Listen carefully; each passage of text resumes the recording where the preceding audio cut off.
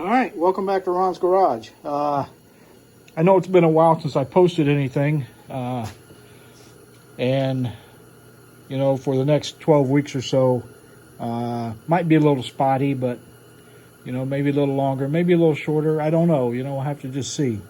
Got a little family medical thing going on, and it's taken up some of my time. So that's more important than hot rods right now.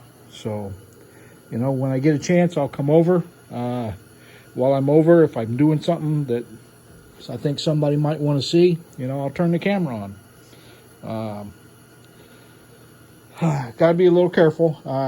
You know, I'd like to be able to show people what I'm doing, not just show them what I did.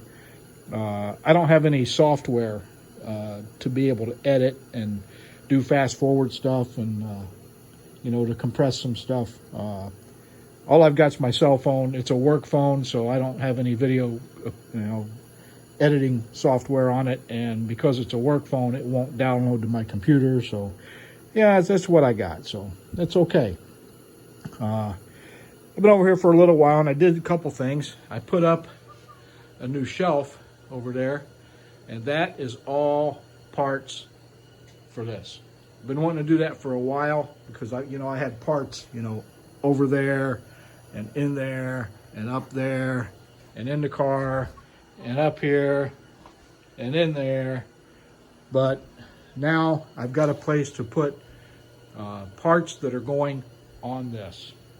A couple new things that are up there, Christmas birthday present kind of things. I've got a long water pump. You can see it right there on the left side, just behind the pulleys. So I can take the short water pump off. That'll do a number of things for me. One, it'll let me see the original timing mark, which is down right straight on top of the balancer.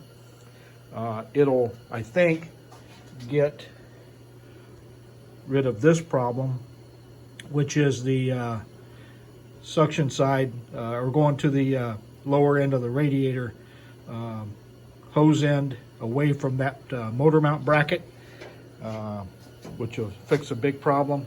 I also got another alternator bracket, one a little more fancy, that, you know, because I'm using a long water pump, I can do that. But it's, let me see if I can show it to you here. It's the billet bracket. You can't see the top bracket, but it's got the turnstile kind of adjuster, which I think is pretty cool looking.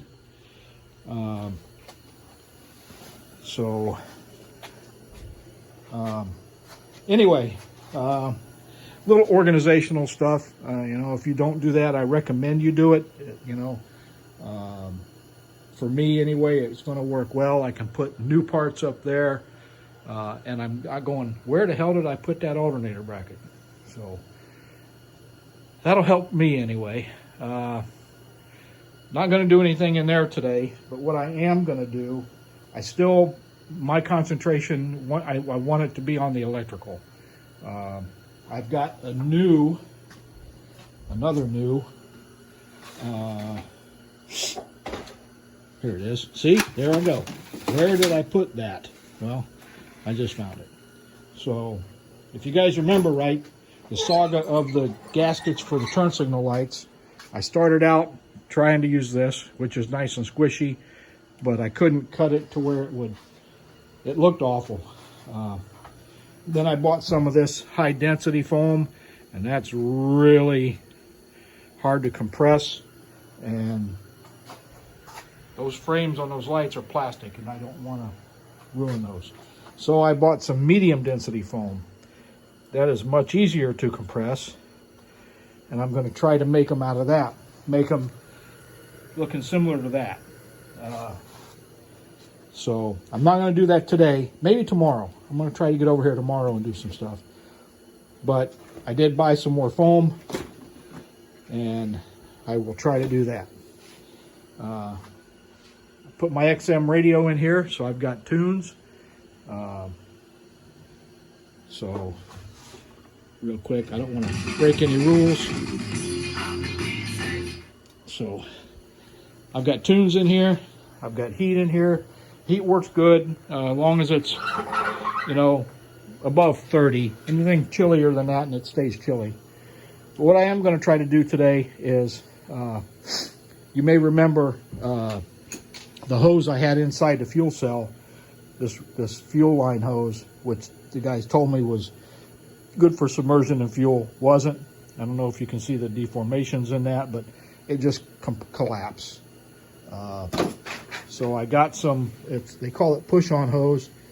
The guys at the speed shop told me that I can submerge this for up to 4 years. That's what they told me. So we're going to give it a shot. You know, if this doesn't work, my next step is to hard line it down. But then I'll have to find a fuel filter that has fittings on it instead of hose barbs, because that's what I'm using for a sock at the bottom of the tank on the end of the hose. Which is, you know, not necessarily a bad option. You know, I can get different fittings. It's got these AN fittings on it. I can get different fittings and hard line it in, which I may end up doing, you know, anyway. I'm going to get another cap for this. I don't know if you guys ever saw this or not, but the homemade filler neck for that is this. You know, it comes up out of the fuel cell and angles up. I don't like it. It's ugly. For 30 bucks or so at Summit, or even Amazon has them, I can get a nice flange and cap that'll fit right on that and just fill straight down, which is okay. Well, I'm going to do that. But today, just to try to accomplish something, I'm going to try to get this hose installed with the filter on it into the bottom. I did put a fuel gauge in this. I'm not sure you're going to be able to see it down in there. We'll try. Yeah, there it is. This is a really deep fuel cell, but I followed the instructions on the sheet and it fits, and I tested it and it works. So check. Now I just got to put this fuel line back on. While I was in there, I did check, and that is not an anti-rollover valve on the bottom of that like I thought it was. I never looked. I just assumed it would be there. I know. So I'll get a rollover valve to put underneath that, and that'll be all taken care of. Then once I get the flange and the neck, then the fuel cell will be ready.